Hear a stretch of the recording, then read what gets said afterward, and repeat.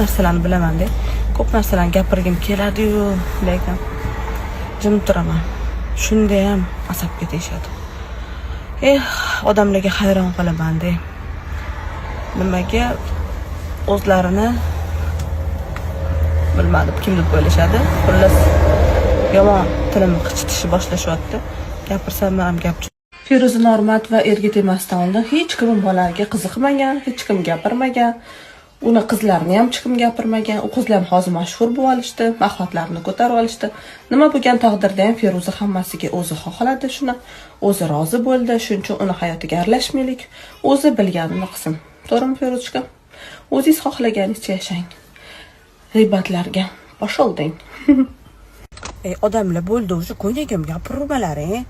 Jonga tep ketdilaring, mana shundoq qildilaring. Sallaga nima?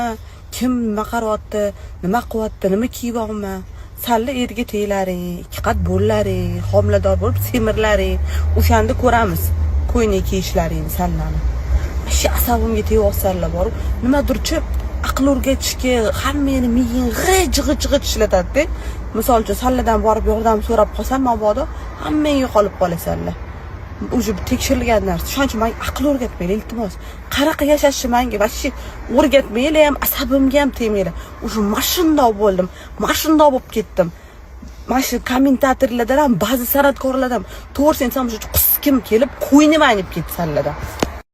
Keyin bir qancha insonlar, hammasi emas, 70% ko'ynagimni maqtashgan kechagi to'ydan, 30% negativ bo'lgan. Uyalmaysanmi, unaqa o'rtoqlar homilador ayolga ko'p ko'ynaklar to'g'ri kelmaydi. Eng to'g'ri kelgani shu bo'ldi. Ham o'zimga ham yoqdi.